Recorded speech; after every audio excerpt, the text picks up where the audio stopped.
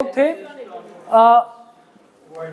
अगर fraud detect हो जाए कि जनाब फ्रॉड हो चुका तो कॉन्ट्रैक्ट क्या बन जाएगा आपके पास, वॉइडेबल आपके पास कॉन्ट्रैक्ट बन जाएगा। और वॉइडेबल के हमने कहा था फ्रॉड के केस में कितने फेसेस होंगे, 3। नंबर 1, या तो कॉन्ट्रैक्ट को क्या कर लो, अवॉइड कर लो, तो इससे क्या हो जाएगा, कॉन्ट्रैक्ट वॉइड हो जाएगा और रेस्टिट्यूशन हो जाएगी। या कॉन्ट्रैक्ट को क्या कर लो, कंटिन्यू कर लो, उससे कॉन्ट्रैक्ट क्या हो जाएगा, वैलिड हो जाएगा। या फिर तीसरा ऑप्शन, इंसिस्ट टू परफॉर्म, ठीक है जी, आप एट ट्रू टर्म्स कह लीजिए, लीगल टर्म्स कह लीजिए, ठीक है जी। तो अब इसमें हम कहते हैं जनाब पार्टीज इंसिस्ट कर सकती हैं कि किस पे क्या किया जाए, परफॉर्मेंस की जाए, परफॉर्मेंस एट रियल टर्म्स, कि जितनी उसकी वैल्यू बनती है उस हिसाब से वो आपसे चीज परचेज कर ले। अच्छा, अब हम कहते हैं कि जी फ्रॉड के जुमरे में हमने पढ़ा था कि mayor silence is not a fraud, ऐसा ही है। लेकिन हमने कहा था 2 केसेस हैं जिनमें फ्रॉड जो है वो डिक्लेयर कर दिया जाता है। तो अब लॉ कहता है कि अगर फ्रॉड साइलेंस की वजह से हुआ है, अगर फ्रॉड साइलेंस की वजह से हुआ है, तो 2 सिचुएशंस ऐसी हैं कि जिनमें कॉन्ट्रैक्ट वॉइडेबल डिक्लेयर नहीं हो सकता। इसको कहते हैं एक्सेप्शन ऑफ वॉइडेबिलिटी।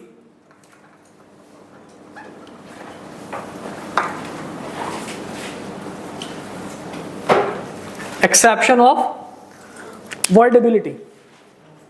अब इसकी एक्सेप्शन क्या है जनाब, नंबर 1 कहते हैं जी अगर तो फ्रॉड है साइलेंस की वजह से और इंसान ने, जो बंदा चीज परचेज कर रहा है, उसने चेक नहीं किया, हालांकि जो इस चीज में गड़बड़ थी, जो खराबी थी, वो एक ऑर्डिनरी डिलीजेंस के जरिए, आम फहम के जरिए, एक आम अकल के जरिए थोड़ा सा चेक करने पे उसको पता चल जाना था कि इसमें प्रॉब्लम है। मिसाल के तौर पर लैपटॉप एक बंद है, मुझे भाई का और मेरा, हम दोनों का फाइड्यूशियल रिलेशनशिप है, मैं इनका टीचर हूँ। तो अब लैपटॉप बंद है, अब अगर ये मुझे कहें कि नहीं सर अब मुझे ऐसे दे दें, लैपटॉप चेक किए बगैर, इसको ओपन किए बगैर, देखे बगैर ये लैपटॉप ले जाएं, तो लॉ कहता है कि ये कॉन्ट्रैक्ट आप वॉइडेबल करार नहीं दे सकते। नो डाउट फ्रॉड होगा, फ्रॉड लाजमी होगा, फ्रॉड के ऊपर शक नहीं है, लेकिन आप इसको वॉइडेबल करार नहीं दे सकते। देखिएगा मेरे पास पेज नंबर 73 है जी, ठीक है, मैं उसकी लाइन पढ़ रहा हूं, एक्सेप्शंस टू वॉइडेबिलिटी में कहता जी the contract is not voidable if the consent was caused by fraudulent silence. ठीक है, यानी कि साइलेंस वाला फ्रॉड है, ये दूसरा फ्रॉड नहीं ऊपर दिया उन्हें, साइलेंस वाला फ्रॉड है। And the party whose consent was so caused, जिसकी कंसेंट हासिल की गई है, had the means of discovering the truth with ordinary diligence, कि वो एक आम फहम के साथ इस चीज का पता लगा सकता था कि इसमें क्या गड़बड़ है। अगर वो गड़बड़ नहीं वो आइडेंटिफाई कर सका आम फहम के साथ, तो हम क्या कहेंगे, भाई साहब कॉन्ट्रैक्ट अवॉइड नहीं कर सकते आप, यानी कि कॉन्ट्रैक्ट वॉइडेबल डिक्लेयर नहीं हो सकता। कॉन्ट्रैक्ट बिल्कुल ठीक होगा, हाँ उसमें टर्म्स आप ऊपर नीचे कर सकते हैं, ठीक है। एक चीज है ना कि कॉन्ट्रैक्ट बिल्कुल क्या हो गया, वॉइडेबल हो गया, ओके। लॉ ने एक एक्स्ट्रा पावर दे दी कि आप इंसिस्ट कर सकते हैं परफॉर्मेंस के लिए।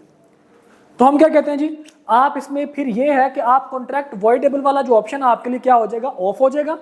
फिर कॉन्ट्रैक्ट क्या रहेगा, कॉन्ट्रैक्ट आपका बिल्कुल ठीक रहेगा, लेकिन ये है कि आपकी जो अमाउंट्स हैं वो क्या हो सकती है, ऊपर नीचे यानी कि कम ज्यादा हो सकती हैं। आम भाषा में वो क्या कहना चाह रहा है, आप फिर आपको क्या कौन सा ऑप्शन पिक करना पड़ेगा, इंसिस्ट टू परफॉर्म वाला ऑप्शन आपको पिक करना पड़ेगा। एम आई क्लियर जी?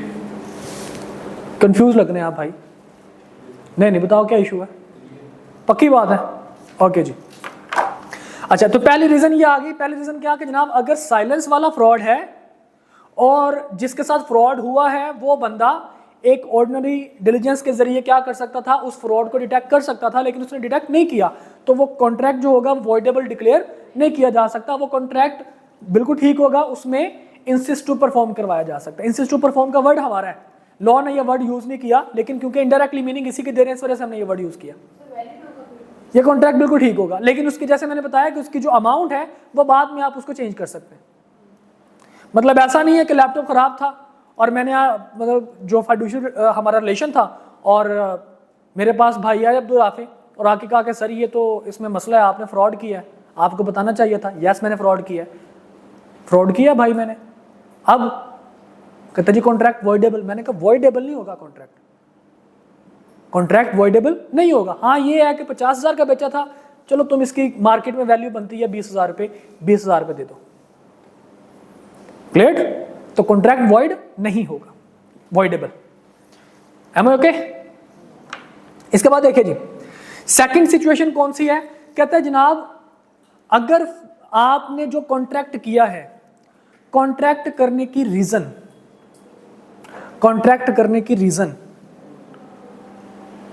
अगर उस रीजन पे फ्रॉड नहीं है ना तो कॉन्ट्रैक्ट वॉइडेबल नहीं हो सकता। मतलब आपने जो कॉन्ट्रैक्ट किया, आपने चीज खरीदी वो किसी और वजह से खरीदी, लेकिन जो गड़बड़ निकली वो किसी और चीज में गड़बड़ निकल आई। एक छोटी सी एग्जांपल देता हूँ। छोटे होते ना, मैं पढ़ता था गवर्नमेंट स्कूल में, सरकारी स्कूलों में, तो नो डाउट हमारा स्कूल, गवर्नमेंट स्कूल जो था वो पूरे एरिया का मतलब लाहौर में समझ लीजिए कि फेमस स्कूल था। वो नाम तो जनाब उसका था government boys, government high school for boys, cream block, Allama Iqbal town, Lahore.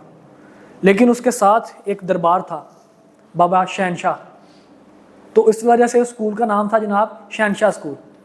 उसको क्रीम ब्लॉक वाला स्कूल कोई नहीं कहते थे, सारे कहते थे शहनशाह स्कूल। उसमें स्टडी के साथ साथ एक और चीज़ भी बड़ी फेमस थी, जो कि तकरीबन हर स्कूल में होती है, सरकारी स्कूलों में, लड़ाइयाँ, झगड़े, मार कुटाई। छोटे छोटे बच्चे जनाब गैंग बने हुए हैं, उन्होंने गैंग्स अपने बनाया, 6ठी 7वीं क्लास के बच्चे हैं और 8-10 बच्चों का जनाब ग्रुप बना हुआ है। तो ये सरकारी स्कूलों में होता था। तो मैं भी जनाब सरकारी स्कूल में गया तो वैसा ही तकरीबन थोड़ा समय हो गया। तो मैंने क्या किया जी, मैंने ना एक बेल्ट नहीं होती, बेल्ट जो पेंट में आप बेल्ट डालते हैं, वो जनाब मैंने एक बेल्ट देखी, बड़ी वीआईपी किस्म की, बड़ी मशहूर बेल्ट थी वो मेरी।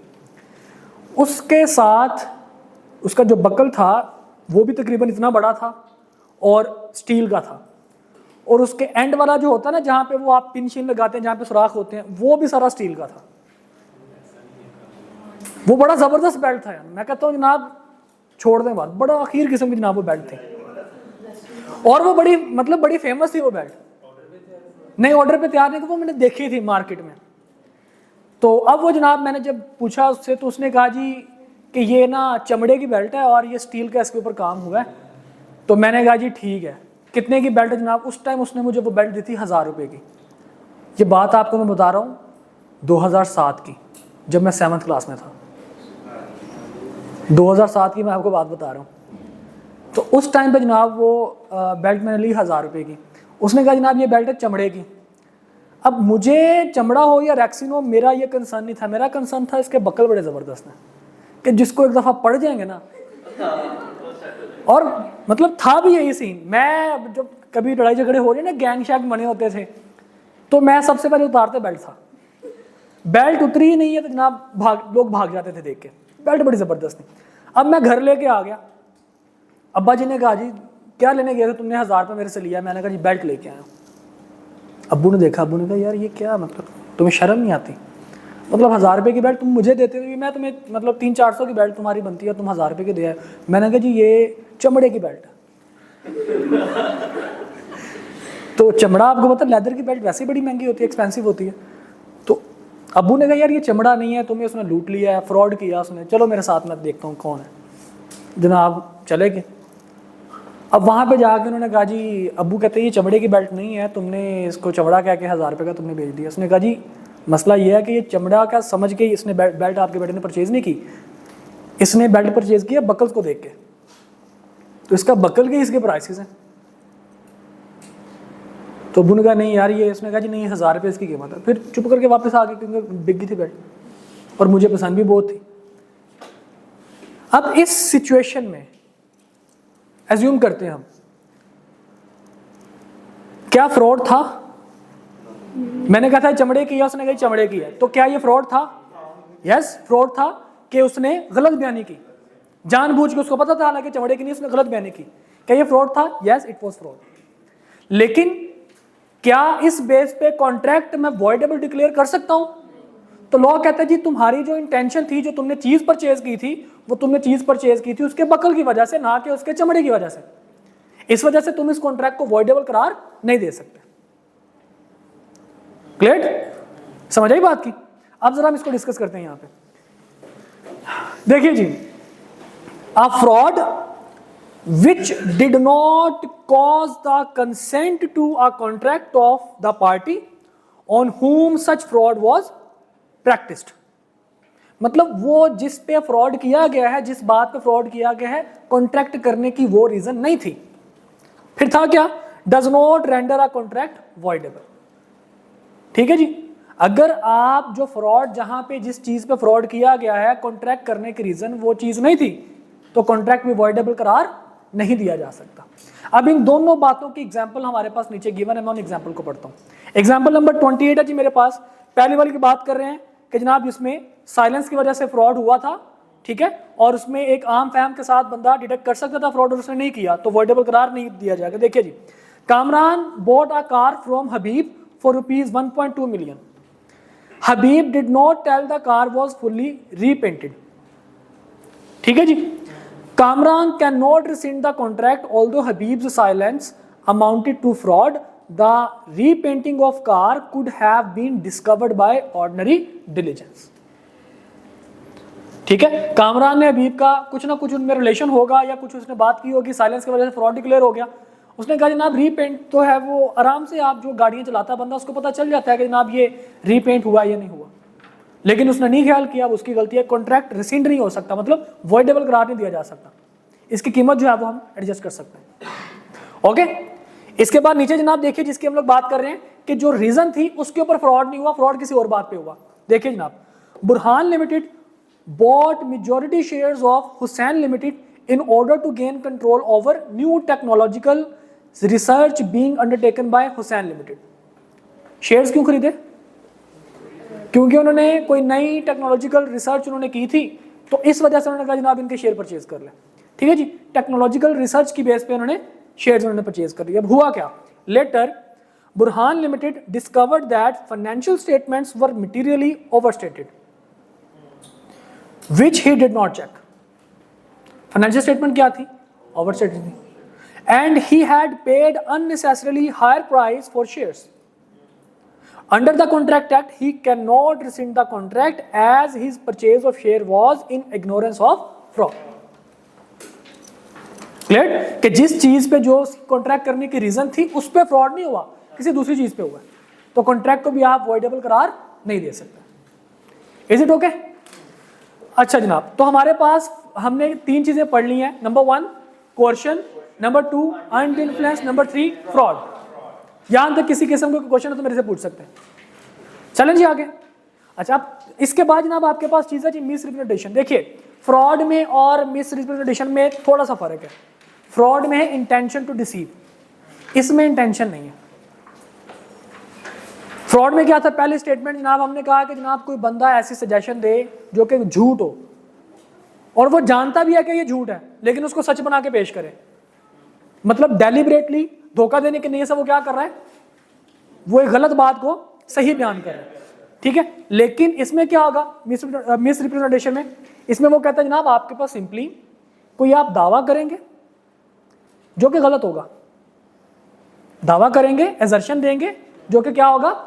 गलत होगा, लेकिन जो बंदा दावा कर रहा है उसको भी नहीं पता कि ये गलत है। फ्रॉड में क्या था? जो बंदा दावा कर रहा है, जो बंदा बात कर रहा है, सजेशन दे रहा है, वो गलत है और उसको पता है कि ये बात गलत है और उसको सही बना के पेश कर रहा है। लेकिन इसमें क्या है जी? गलत बयानी में इसमें क्या है जनाब? कि इसमें खुद को भी नहीं पता, कहने वाले को भी नहीं पता कि जनाब मैं गलत बयानी कर रहा हूं। एक छोटी सी एग्जांपल लेते हैं। मिसाल के तौर पर मैंने आपको एग्जांपल दी थी, मेरे पास एक बाइक है जी, उस बाइक का स्पीडोमीटर नहीं चलता, ठीक है, और वो बाइक मैं बड़ी तेज भगाता हूं, और मैं आपको कहता हूं जी मेरी बाइक जो है वो तकरीबन 120 की स्पीड पे चलती है। मेरी बाइक जो है वो 120 की स्पीड, अब मुझे नहीं पता कि 120 की स्पीड पे चलती है कि नहीं चलती, ठीक है, तो मैंने क्या कह दिया जी मेरी बाइक जो है वो 120 की स्पीड पे चलती है। अब मुझे भी नहीं पता कि मैं गलत बयानी कर रहा हूं, जानबूझ के मैं झूठ नहीं बोल रहा। अगर मेरी इंटेंशन ये हो कि आपको धोखा देने की, तो फिर क्या होगा? फ्रॉड। अदरवाइज ये क्या बन जाएगी? Miss representation. ओके, तो पहली लाइन में पढ़ता हूं जी, देखिए। Miss representation means and includes the positive assertion. Assertion का मतलब होता है कोई बंदा दावा करता है, कोई बात करता है। जैसे मैंने कहा मेरी बाइक जो है वो 120 का 150 का मीटर मारती है।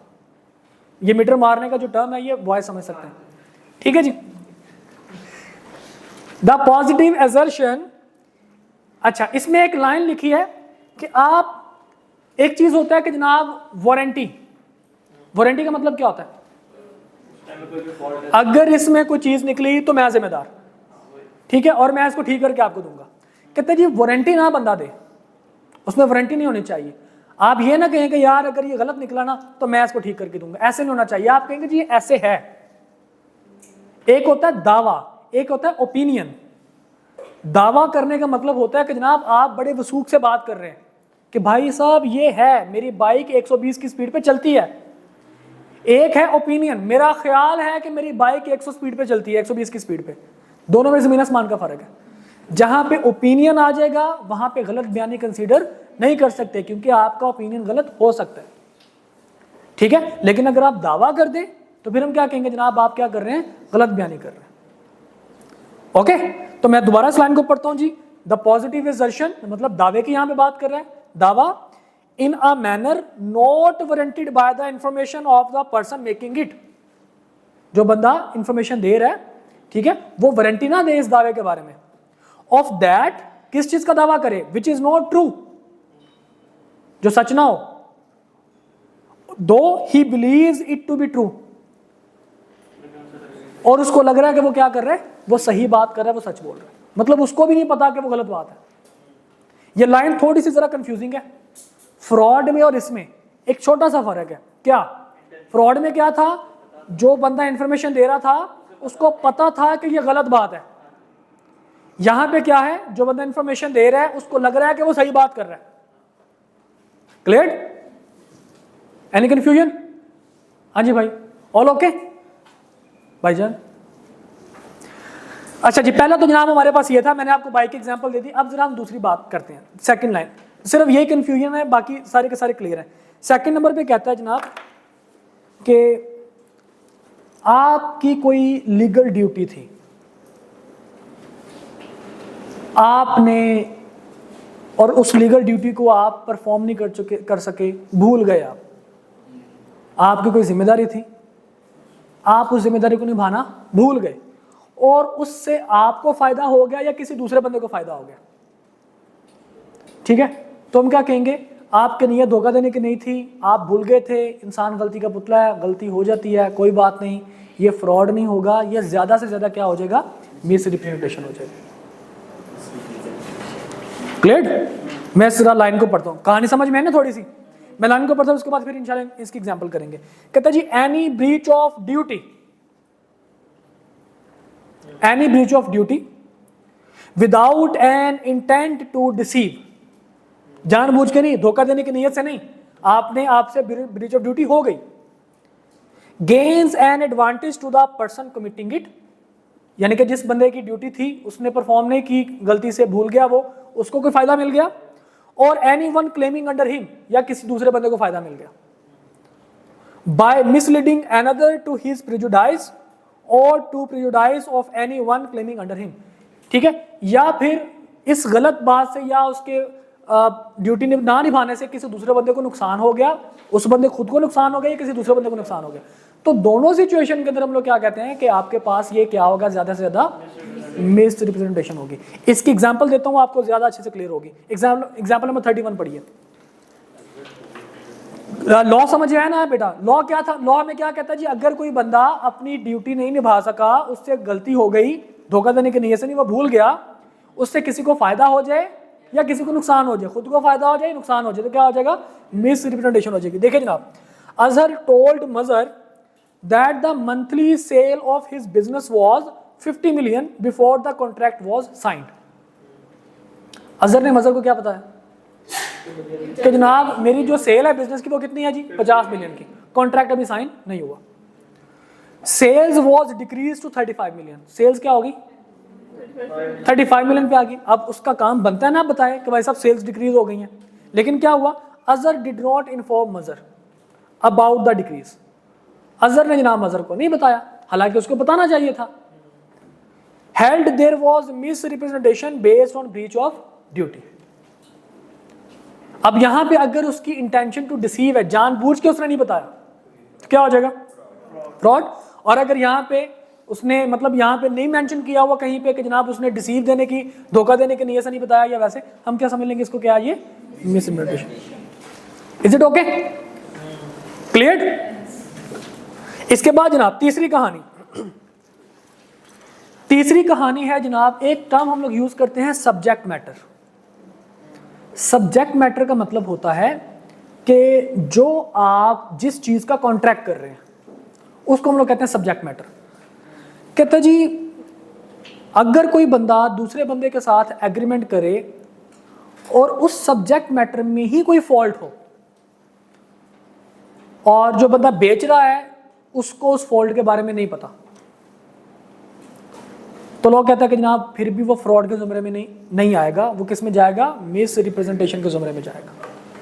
दोबारा सुन लीजिए, कानूनों में क्या कहते हैं कि अगर कोई बंदा कोई एग्रीमेंट करता है किसी दूसरे बंदे को चीज बेचने का, और वो जो चीज यानी कि सब्जेक्ट मैटर जो है उसमें कोई टेक्निकल या कोई भी किसी भी किस्म का डिफॉल्ट हो जिसके बारे में दूसरे बंदे को नहीं पता, चीज बेचने वाले को, तो लोग कहता है जनाब कोई मसला नहीं है, ये फ्रॉड कंसीडर नहीं किया जाएगा। ओके, एक छोटी सी एग्जांपल आपको देता हूं, आपकी बुक ने भी वही एग्जांपल कोट की है, लेकिन पहले जरा कानून पढ़ लेते हैं। कहता जी कॉजिंग हाउएवर इनोसेंटली, इसका मतलब क्या है इनोसेंटली, हाँ यहां पे लॉ में इनोसेंट का मतलब मासूम नहीं होता, ठीक है, इनोसेंट का मतलब होता है बेगुनाह, ठीक है, जिसकी नीयत धोखा देने की नहीं होती। हम एक टर्म यूज किया करते हैं इनोसेंट पार्टी, इनोसेंट पार्टी का मतलब होता है जो बंदा बेगुनाह हो, ठीक है। एग्रीव पार्टी भी हम उसी को कहते हैं कि जिसके साथ जुल्म हुआ है। ओके, तो कहते हैं जनाब causing however innocently a party to an agreement to make a mistake as to the substance of the thing which is the subject of the agreement, यानी कि सब्जेक्ट मैटर के पॉइंट ऑफ व्यू से उसमें कोई problem था और एक party जो है उसको नहीं पता था उसके बारे में, उसने इनोसेंटली किसी किस्म का एग्रीमेंट कर लिया, तो अब लोग कहते हैं जनाब इसमें किसी किस्म का फ्रॉड नहीं होगा, ठीक है। इसकी एग्जांपल क्या हमें कहती है जी, एग्जांपल नंबर 32 देखिए जनाब, बड़ी मजे की एग्जांपल है। The seller told the buyer that the bike is free from defect. मिसाल के तौर पर एक मुझे बताइए, एक बाइक ब्रांड न्यू आप निकलवा के लेके आए जनाब शोरूम से, 0 मीटर बाइक, आप सोच सकते हैं कि उसमें कोई प्रॉब्लम हो सकता है, नहीं ना होगा कोई प्रॉब्लम, आपको पता है कि भाई 0 मीटर अभी चली नहीं, कोई प्रॉब्लम नहीं, लेकिन अगर उसमें कोई टेक्निकल डिफॉल्ट निकल आए तो क्या आपने फ्रॉड किया, नहीं फ्रॉड नहीं किया आप, ठीक है। कोई बाइक जनाब आपने निकलवाई, बिल्कुल वही एग्जांपल आगे भी वही बात करेगा कि जनाब 0 मीटर आपने बाइक निकलवाई और आपके बेचने वाले ने कहा कि भाई साहब ये बाइक में किसी किस्म का कोई मसला है ही नहीं, क्योंकि बिल्कुल नहीं लेके आया हूँ, अभी बाइक बिल्कुल मैंने चलाई भी नहीं है, 0 मीटर बाइक है, इसमें कोई मसला है नहीं, इसको ले जाए। लेकिन अगर उसमें कोई मसला निकल आया तो हम क्या कहेंगे जनाब तुमने फ्रॉड किया, हम कहेंगे नहीं फ्रॉड नहीं हुआ, बल्कि ये क्या हुआ है, मिस रिप्रेजेंटेशन हुई है। देखिए जी, the seller told the buyer that the bike is free from defect but there was a built in defect in it, there is a misrepresentation based on inducing mistake innocently about subject matter, कि subject matter के point of view से उसको कोई गलती हो गई थी, कोई मसला हो गया था इनोसेंटली, तो अब ये वाला जो एग्रीमेंट है वो आपके पास क्या हो जाएगा, agreement induced by miss representation. Clear, समझ आ गई बात का। अच्छा, अब जो फ्रॉड के साथ सिनेरियो था, स्टेटस जो था, वही स्टेटस इसके साथ भी होगा। सॉरी मिटा दिया मैंने, मिटाना नहीं चाहिए था। क्या स्टेटस होगा जनाब, नंबर 1 कॉन्ट्रैक्ट क्या हो जाएगा, वॉइडेबल हो जाएगा। वॉइडेबल से क्या होगा, या तो क्या कर दो अवॉइड कर दो, या फिर क्या कर लो कंटिन्यू कर लो। अवॉइड करोगे तो क्या होगा, वॉइड और रेस्टिट्यूशन, और कंटिन्यू करोगे तो कॉन्ट्रैक्ट क्या बन जाएगा, वैलिड। और दूसरा आपके पास ऑप्शन क्या है जी, तीसरा इसमें जो केस आएगा, इंसिस्ट।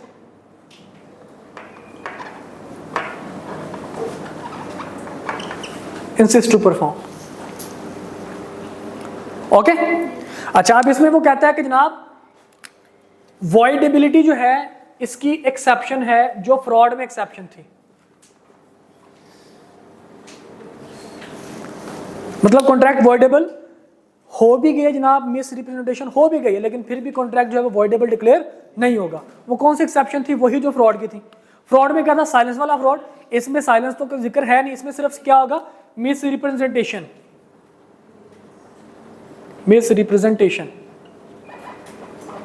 अगर हो गई है और वो बंदा एक आम फहम के साथ इस गलत बयानी को पकड़ सकता था, इस गलत बयानी को क्या कर सकता, डिटेक्ट कर सकता था, और उसने नहीं किया, तो हम क्या कहेंगे जनाब? तुम कॉन्ट्रैक्ट वॉइडेबल करार नहीं दे सकते। मिसाल के तौर पर जैसे मैंने भी आपको बात की कि मेरे पास बाइक है जनाब, बड़ी स्पीड से चलती है, उसकी स्पीड जनाब 120 किलोमीटर पर आवर की स्पीड से मेरी बाइक भागती है, हालांकि उसकी स्पीड कितनी थी? सिर्फ और सिर्फ वो 70 से ऊपर जाती नहीं है। ठीक है, मैं क्या बात कर रहा हूं? 120 की। अब हुआ क्या?